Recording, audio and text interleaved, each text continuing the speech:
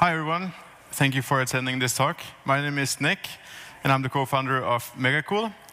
And we provide a service that makes it easy for users to share animated GIFs from mobile games and to make it easier to invite friends. And so this talk is about virality and organic growth. And prior to the company I'm working on now, I experienced something that every game developer would kill for. A game we made called Fun Run went viral. And it was made by only 6 college students. And we didn't only get to the top free app on the US App Store once, it almost happened the year after again. And so this was at a time when the market wasn't that saturated, but it still required hundreds of thousands new installs per day to reach those rankings. And as students, we didn't have money to spend on marketing or ads, so this was all organic. So after this happened, I decided to dig into the phenomena of virality. Why did it happen to us, and what can we learn from it? So that is what this presentation is about. The goal is to break down what virality is and how you can use it in your games to give you some inspiration. And you might ask, why would you even care about this? Well, the answer is that the user acquisition costs today are really expensive, and they're still rising. So you really need to get this part right to have a good organic growth for your games. So,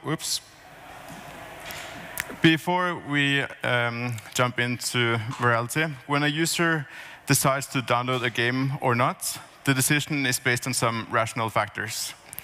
Like the pricing, the quality, and the marketing. And so because the App Store is full of games, it's really hard to compete on pricing because most games out there are free. And the quality is also pretty good. So what's left is marketing. And that's why so many $1 billion every year is spent on marketing just to get users' attention. But at the same time, there's another side to this, and that is the irrational factors. And word of mouth, for instance, is one thing that triggers a decision to download a game or not, like if I recommend a game to a friend.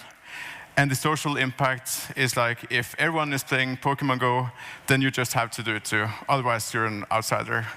So it doesn't matter, the price doesn't matter, or the quality doesn't matter.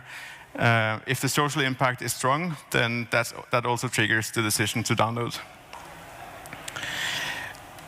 And so what's great about ads is that you can just pour money into it and get a broad reach instantly if you have a good enough LTV and a large enough budget. But what ads is not good at is to target the right users. And that's why you spend so much money on ads, to get the broad reach.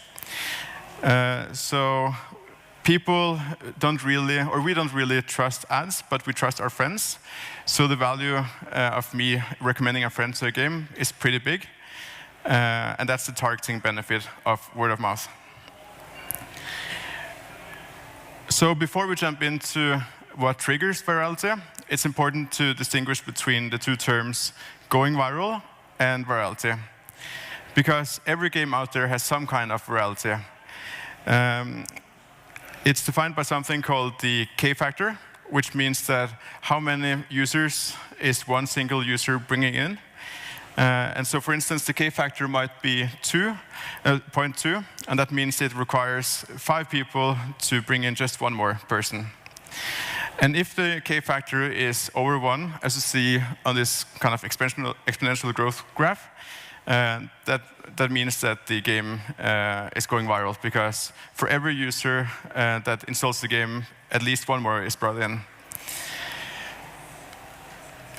And so the first tip to make your game, or to trigger virality, is to include emotional moments into your game. Because it turns out that some certain emotions, both positive and negative, triggers the eager of sharing, or to talk about it. And the common term for these is that they need to have some high arousal, like excitement or amusement or even anger. Those emotions trigger sharing. So a great example of a game that brings excitement is the game called Space Team, which you might have played. It's a team-based game where your goal is to control this spaceship, and you have to communicate with each other to be able to do it. So let's take a look at what the gameplay looks like in this game. Activate Sigma spout. Set meter. Activate Trigger. Everybody Pickles to two. Everybody shut up. Oh my God! Activate solar fan. Solar fan. Solar fan. So as you can see, they're pretty excited while playing the game, and the hearts were probably pumping right after too. So that excitement brings in more, increases the likelihood of sharing with friends, and they probably talked about it after and played it with more friends as well. And so another emotion is anger, and a game that you might remember called Flappy Bird went viral a couple of years ago, and that game brought a lot of anger to it because the normal game introduces you to a smooth, has a smooth introduction, so you get used to play the game, and it feels challenging afterwards as well. But with Flappy Bird, it was just plain impossible to play it from the beginning. Like if you got more than 5 points, you'll be happy, but you'll be angry because you couldn't get more than 5 points. So you'd ask your friends, hey, are you able to get more than 5 points? And they'll be like, yeah, of course. And they couldn't do it. So the word would kind of spread out because of this. So the problem with Flappy Bird is that the long-term quality, game quality wasn't that good. So it became this one-hit wonder that eventually faded away again. But maybe you can find ways to bring up emotions into your games, like excitement and anger. Next up is to add triggers to the right places. Because a lot of people probably would like to talk about your games, but they sometimes need to be reminded of it. So what you can do is to trigger them to talk about your game when it makes sense, and they'll be like, oh yeah, great, now I can brag about my gameplay, for instance. So one game that does this really well is the game called Steppy Pants. And as you can see, when you reach a new high score, there's this GIF that is being generated, and it's prompted to the user only when a new high score is reached. If you don't reach a new high score, then it's not there. So it triggers at the right place when the people or the users are more likely to share. Next one is to focus on the message. A lot of games have this share button included, which is great, so people can share content from the game. But the predefined text is often pretty boring. It can be like, download this game, or check out my score, and people don't get really excited about those texts. So they need to think of a new message, and that increases the barrier of sharing. So if you could help them along the way to do that, that's even better. An example of that, which is included in Fun Run, is that we looked through Twitter and looked at what people tweeted about the game by looking up the hashtag FunRun. And then we added that into a pool of texts in the game. So every time you hit the Twitter share button, a new random text would appear to the Twitter form. And for instance, like having a blast, or all those guys just got washed, or get on my level, son, or want to catch an L. I don't know what that means, but that's the language of the users. Or I just beat a golden fox. So we would see users clicking the Twitter button a couple of times just to find the right text, and then they would tweet it. So that makes it more likely to be shared. The last one is to add referrals to your games.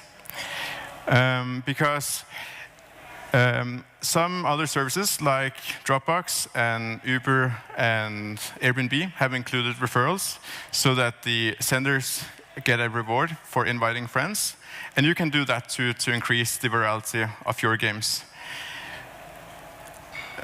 So what you can do is, for instance, adding an option to refer a friend when users are going into stores to buy more currency. So instead of having the option to either buy or not to buy, they get the option to refer a friend or to pay for the currency. So you would get a user or revenue in that way.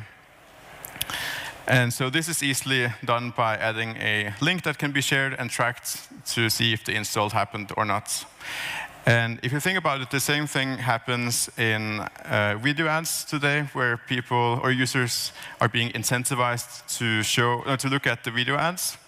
And then, they get a reward for doing that. So you can apply the same principle to referrals.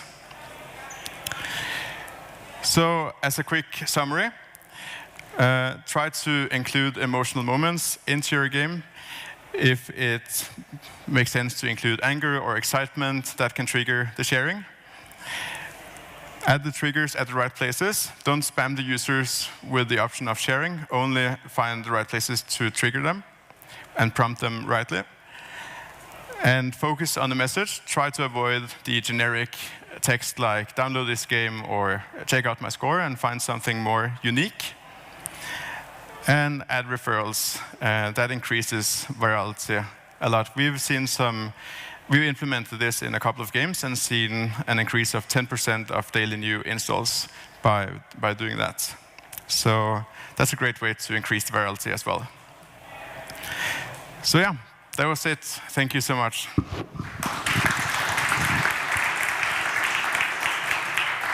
That's great. So first you start early, and now it's a very short talk. This is my morning was so easy compared to this.